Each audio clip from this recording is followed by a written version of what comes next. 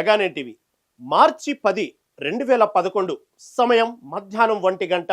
హైదరాబాద్ నగరం ఒక అగ్నిగుండం. ఎటు చూసినా కాపలా, ఎక్కడ చూసినా ఇనుప కంచెలు. అప్పటి ప్రభుత్వం విసిరిన సవాల్, అణిచివేతకు సిద్ధమైన 12,000 మంది పోలీసులు. ట్యాంకు బండి మీద కాకిని కూడా వాలనివ్వమన్న పాలకుల అహంకారం ఒకవైపు, తెలంగాణ కోసం ప్రాణాలను ఇస్తామన్న ఉద్యమకారుల ఆవేశం మరోవైపు. నాడు సాగర తీరాన ఉప్పెనల ఎగిసిన ఆ జన కెరటం, ఢిల్లీ పీఠాన్ని వణికించిన ఆ సింహ గర్జన. మిలియన్ మార్చ్ జరిగి నేటికి 15 ఏళ్లు.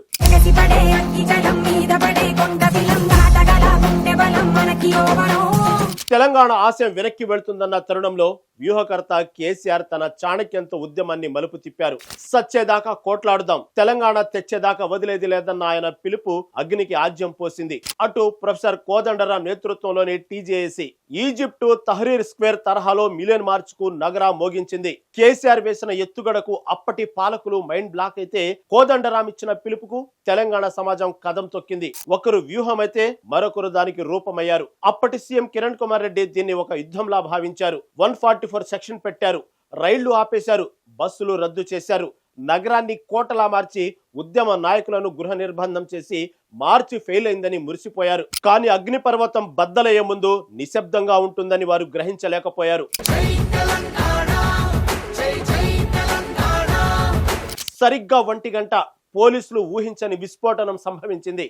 బంజారాహిల్స్ గల్లీల నుంచి, ఇందిరా పార్కు తోటల నుంచి, పాత బస్తీ సందుల నుంచి వేలాది మంది ఒక్కసారిగా ట్యాంకు బండిపైకి దూసుకొచ్చారు. భీమరావు బాడే నుంచి వందలాది మంది విద్యార్థులు ముళ్ల కంచెలను చేతులతో లాగేసి ఉప్పెనలా విరుచుకుపడ్డారు. తుపాకీ గుళ్లకు భయపడే కాలం పోయింది. లాఠీ దెబ్బలకు వణికే రక్తం కాదిది.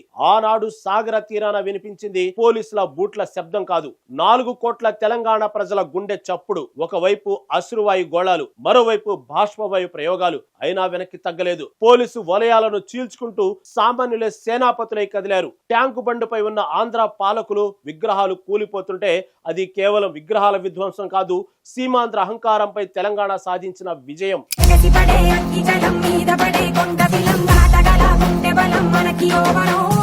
మిలియన్ మార్చ్ దెబ్బకు ఢిల్లీ గద్దె కదిలింది. పార్లమెంటు సాక్షిగా తెలంగాణ గళం వినిపించింది. అప్పటి వరకు నాంచుడు ధోరణి అవలంబించిన కేంద్రానికి ఈ రాష్ట్రం ఇవ్వడం తప్ప మరో మార్గం లేదని అర్థమైంది. ఈ పోరాట స్ఫూర్తి సకల జనుల సమ్మెకు ఊపిరిపోసింది, సాగర హారానికి బాటలు వేసింది. అణిచివేసిన ప్రతిసారి ఉద్యమం మరింత బలపడుతుందని పాలకులకు బుద్ధి చెప్పిన చారిత్రాత్మక ఘట్టం ఇది. నేడు మనం అనుభవిస్తున్న స్వేచ్ఛ వెనుక ఆ రోజు ట్యాంకు బండిపై చెందిన రక్తం ఉంది. కేసీఆర్ అచంచల విశ్వాసం, కోదండరాం సడలిని పోరాటం, విద్యార్థుల త్యాగం, ఇవన్నీ కలిస్తేనే నేటి బంగారు తెలంగాణ. 15 ఏళ్లు గడిచినా ఆనాటి జై తెలంగాణ నినాదం ఇప్పటికీ ఆ సాగర తీరాన ప్రతిధ్వనిస్తూనే ఉంది. ఇది ఢిల్లీ కోట గోడలను వణికించిన తెలంగాణ బిడ్డల విజయ మార్చ్.